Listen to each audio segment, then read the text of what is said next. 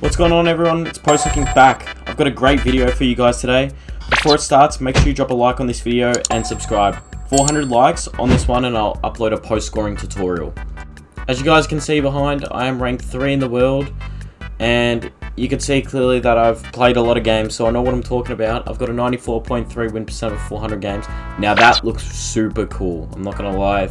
Top 3 in the world, it says above your name. I haven't seen anyone with it yet. I know a few people have seen Fana and stuff with it, but that's my first time seeing it and it looks really cool. So I got DM from a guy. His name's Stopped Ali. He's the #1 ranked player at the moment, and he tells me this: the close fade is unguardable. Now, I don't really know what he's talking about at this point, because I don't even know about any close fade. Like, maybe he's talking about the 2K20 close fade where you could shoot it really close and it'd go in pretty much every time. But I clicked on the video and I started seeing this.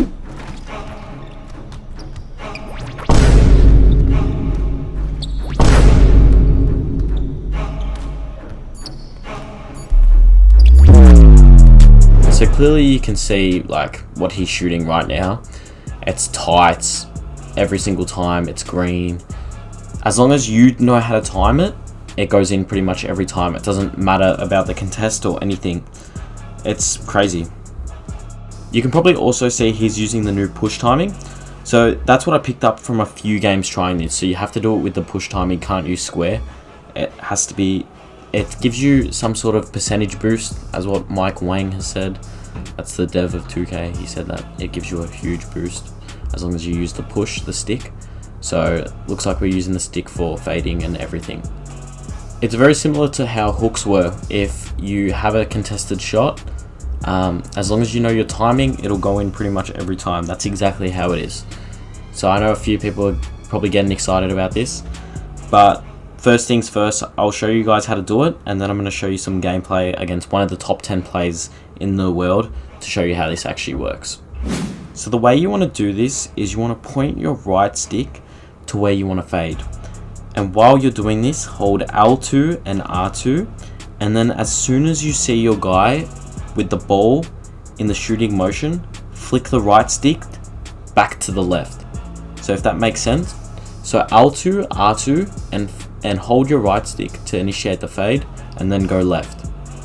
I'm pretty bad at explaining certain moves and how to do them, so if you guys are still struggling, try and go to Learn 2K and it'll show you how to use push timing and all those other things so you can learn. And if you're a new post scorer, I do recommend going and doing this because it'll help you learn moves like the hooks, drop steps, all that sort of thing. So if you're new and you're asking for tutorials, actually go to Learn 2K. It's actually helpful. It's not like some bullshit that they usually do. It's actually helpful.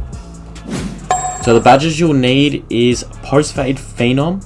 So I know a lot of people can't get these with my usual builds, but I do have a 2s build, and that's the one that I did upload.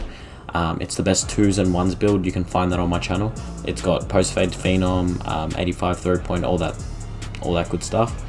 So the only badges you actually need to do this are Post Fade, Post Powerhouse, and Post Up Poet. But I have tried it on other builds, like my 98 2-way Interior Force, and it does actually still work, but not as effective. It's Post Fade Phenom that really makes this thing good. So here's my timings. Everyone's been asking me about them, so feel free to just copy them. Normal layup timing's the best one for me. I've found the most success. You can make contesteds and still make your opens. And then high risk, obviously, is what everyone's using for shot time. So here we are, guys. Now, this isn't the best ones build possible, what I'm using right here, but this was just me trying to learn how to do the...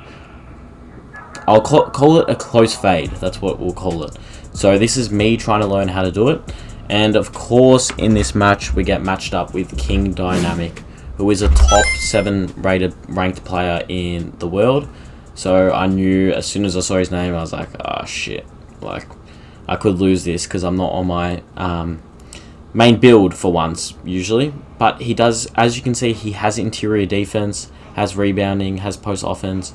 So he should get some stops on me usually, which is what he does on my normal build. But as you'll see, it's a little bit different.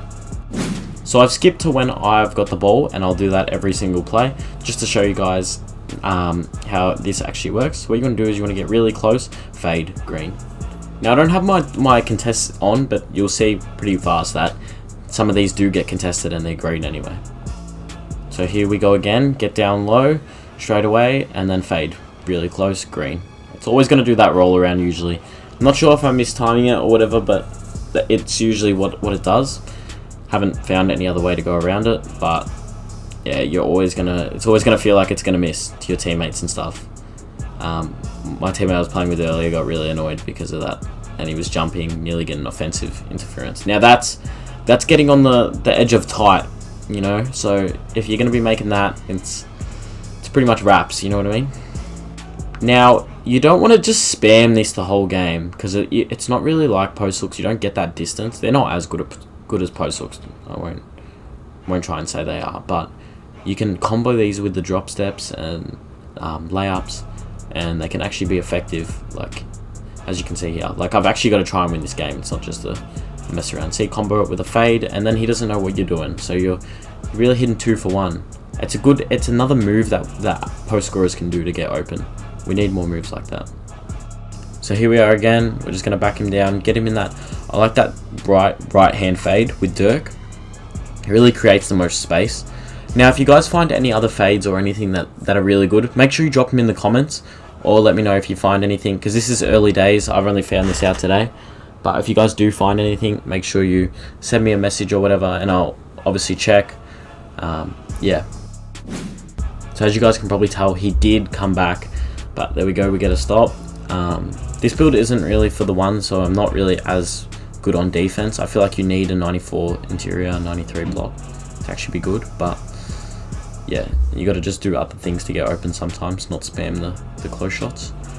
But so this is with a little bit of nerves, close game. I don't want to drop rank, because if I lose to a guy like this, I drop heaps of rank. So I need to actually score, and boom, green. It's a really good shot. It's a really good move that every post scorer should have, and I feel like this is going to get used in Pro-Am now, just because of how the stick shooting is. You really need to be using stick shooting. That's what they're pretty much saying in everything. You have to use stick shooting or you won't be any good. So here we are, last 2 plays of the game, and sometimes it's going to make you go up with a post hook, but if you make it, there you go.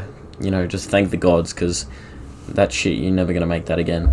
It's so bad, post hooks. I've tried everything, but they're not going to work. If you can try and get your badge up, they'll maybe be a little bit better. And there you go. We beat King Dynamic using the close shot method. I hope you guys enjoyed this video. Make sure you like and sub.